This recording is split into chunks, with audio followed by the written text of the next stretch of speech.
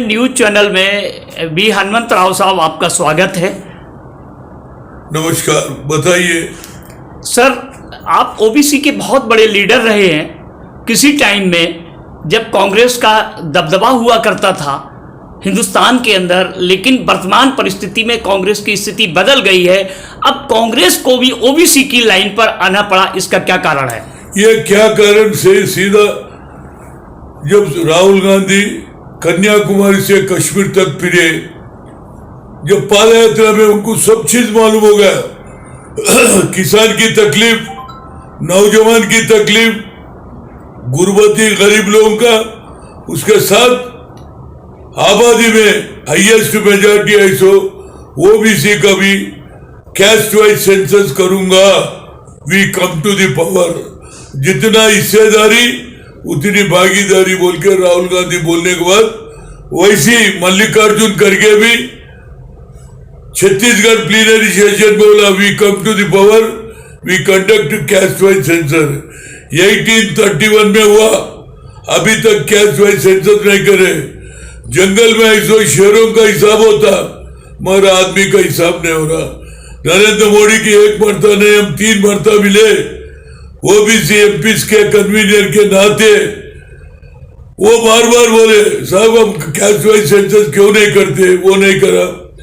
हमारा एक separate department रखना बोले ओबीसी का, हमारे आबादी के लिहाज से, हमारे नौजवान बच्चों की, खवातीन की जिंदगी के वास्ते एक सेपरेट बजट रहने से हमको पूरा फायदा मिलेगा। साथ ही साथ यही बोले, भाई हमारे को क्यों क्रिमिलेट लगाते, क्रिमिलेट की वजह से हमारा डबल डिजिट भी हम आगे नहीं बढ़ रहे। हमको 27% दिए 1993 में, मंडल कमीशन लागू हुआ, आज तक हम डबल डिजिट नहीं जा रहे। ये 3 इश्यू के बाद राहुल गांधी को भी समझ में आ गया। इवन महिला बिल में भी बोले महिलाओं को भी आरक्षण देना चाहिए, बीसी एससीओ को बोले। उनका पिताजी भी राजीव गांधी भी बोले, क्या बोल के 73-74 अमेंडमेंट लाके महिलाओं को भी आगे बढ़ाने का काम करे। कब तक घर में रहते हो? आप भी आइए, पंचायत राज नगर पालिका में जिला परिषद चेयरमैन बनना चाहिए, मेयर बनना चाहिए, सरपंच बनना चाहिए। वही नक्शे कदम पे राहुल गांधी चल रहे। हम चाहते हैं आने वाले दिनों में आरक्षण बराबर बढ़ना चाहिए और हमारा सेपरेट मिनिस्ट्री रहेंगे तो हमारा बजट रहेगा, हमारे बच्चों की परवरिश रहेगा, आगे बढ़ने का मौका मिलेगा।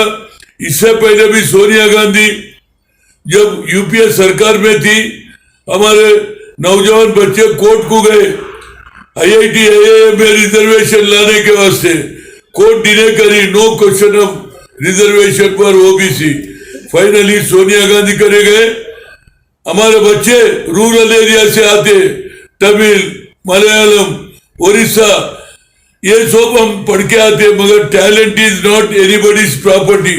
हमको भी IIT IIM ऑल इंडिया जो मेडिकल साइंस में मौका मिलना चाहिए। सर, एक सवाल और है, जब आपने कहा कि कांग्रेस ने ये सारा काम किया, लेकिन वहीं 2009-2010 में जब कांग्रेस इस बिल को ला रही थी, महिला का बिल, लेकिन कांग्रेस उसमें आरक्षण नहीं ओबीसी महिलाओं के लिए करना चाह रही थी, तो उस वक्त स्वर्गीय शरद यादव और मुलायम सिंह जी और लालू जी ने इसका विरोध किया था। और सबसे पहले शरद जी ने यह भी कहा था कि अगर ये बिल आता है तो सबसे पहले मैं जहर खा लूंगा। तो उस वक्त कांग्रेस की क्या पॉलिसी थी? और कांग्रेस के सांसदों ने, जो ओबीसी सांसद हैं, उन्होंने पार्लियामेंट के अंदर इसकी मांग नहीं की, सिर्फ राहुल गांधी के अलावा। उस वक्त ये हालत था, वो लोग भी कोई गलत नहीं बोले, आरक्षण दे रहे महिलाओं को 33%, मगर हमारा बीसीओ का क्या होना, एससी का भी रिजर्वेशन रहना नहीं रहना, अपर क्लासी लोग महिला है तो फिर हमारा गरीबों का क्या? वही बात आज राहुल गांधी बात कर रहे, वही बात सोनिया गांधी बात कर रहे, वही बात मल्लिकार्जुन कर रहे। हम कोई गलत नहीं कर रहे। ये बिल में भी वो लगाना चाहिए था। अब तो बिल पास हो गया, यूनानिमस सभी लोग पास करे, हम शुक्रिया अदा कर रहे पार्लियामेंट में, मगर आने वाले दिनों में जब भी ये लागू होता उस वक्त एससी बीसी का भी आरक्षण देना चाहिए, जबकि हमारे महिला भी आगे बढ़ेंगे, हमारे महिला में भी पार्लियामेंट देख सकते, अभी तक कोई असेंबली देखे नहीं, अभी अभी पार्लियामेंट भी देख सकते। आने वाले दिनों में उनका शेयर भी, एससी बीसी का शेयर भी रहना चाहिए, ये हमारा सोच है। यही सोच राहुल गांधी का ही, यही सोच सोनिया गांधी का। सर एक और सवाल है इसी में से कि जिस वक्त कांग्रेस की सरकारें चल रही हैं, कांग्रेस कहती है अब हम जातिगत जनगणना कराएंगे, जब और अन्य विपक्षी दल जो घटक दल हैं वो बात कर रहे हैं। चलो हम स्वागत करते हैं, कांग्रेस कह रही है हम जातिगत, लेकिन कर्नाटक में कांग्रेस की सरकार चल रही, राजस्थान में पूरे कांग्रेस की सरकार 5 साल चल रही, छत्तीसगढ़ में तो इन्होंने अपने राज्यों में जैसे बिहार कर रहा है क्यों नहीं जनगणना कराई? ये कांग्रेस की क्या मजबूरी है? नहीं थोड़े स्टेटों में कराई ना, बिहार में कराई तो अब रोक दिए। अब देखो तमिलनाडु में 69% रिजर्वेशन दे रहे, ये दिल में रहना चाहिए प्रेम।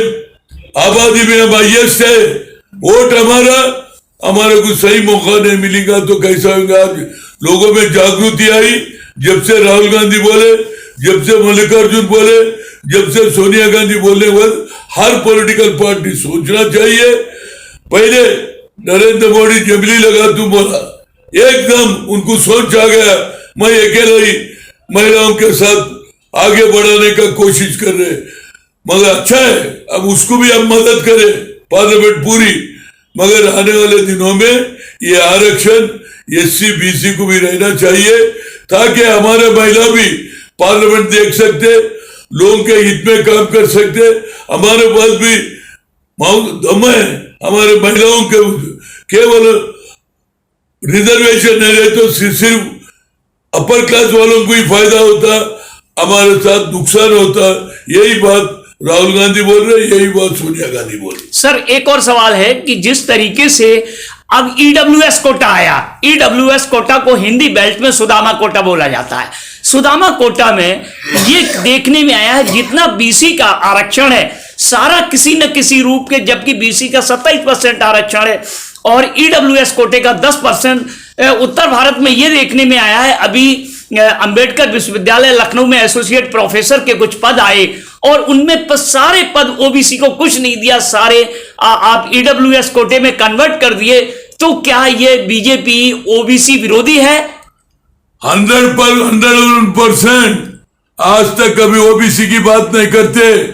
आज पार्लियामेंट में क्या बोला, 29 लोगों को मिनिस्ट्री बनाए, मगर आप कभी दिए? कम कैस्ट वाइज सेंसस नहीं करते। हम बार बार बोल रहे हमारे एक डिपार्टमेंट नहीं रखते और ऊपर से हमारे ऊपर क्रिमिनल जिसका 8 लाख का साल इनकम होता उसके बेटी या बेटे को कोई आरक्षण नहीं मिलता। क्यों बोले तो हम 8 लाख से आगे कोई क्लर्क सरकार में जॉब हुआ ज्वाइन हुआ तो 24,000 तनख्वाह मिलती। पे रिविजन कमेटी करते करते उन्हें सेक्शन ऑफिसर आए तो उसका तनख्वाह 80,000 होता, उसके बेटे को नहीं बेटी को नहीं। ये आरक्षण हम भी ये ओबीसी के मीटिंग में यूनानिमस निर्णय लिए ये क्रिमिनल हटाना। अब तक सोशल जस्टिस मिनिस्ट्री में कोल्ड स्टोरेज में रखे। ये नरेंद्र मोदी ओबीसी का विरोध है, अपने आप को ओबीसी बोलता और ऊपर से राहुल गांधी क्या बोला कर्नाटक में, नीरज मोदी ललित मोदी, ये मोदी देश को लूटे बोले। एकदम इनको सोच गया मोदी ओबीसी है और उनको पार्लियामेंट से हटाया गया। सूरत में मीटिंग, सूरत में कोर्ट में डिसीजन होता, नेक्स्ट डे पार्लियामेंट से उनको हटा देते और उनका घर भी खाली करते। ये ओबीसी मोदी ओबीसी है बोल कर किसको मालूम? ओबीसी को गाली नहीं दिया राहुल गांधी, ओबीसी को खाली मोदी लोग ये देश को लूट रहे बोले, उसके ऊपर भी उनको सजा दिए। ये नरेंद्र मोदी केवल हवाबाजी की बात करता, मोदी के फेवर में ने अपने आप को ओबीसी बोलता, ओबीसी को कुछ नहीं करता। जब हमारी सरकार आएगी बराबर आने वाले दिनों में राहुल गांधी के नेतृत्व में ओबीसी आगे बढ़ेगा, ओबीसी का आरक्षण मिलेगा, ओबीसी कैस्ट वाइज सेंसस होगा, उससे जितना हिस्सेदारी उतनी भागीदारी आने वाले दिनों में हमारे नौजवान खवातीन का फायदा होगा, फायदा होगा, फायदा होगा। धन्यवाद।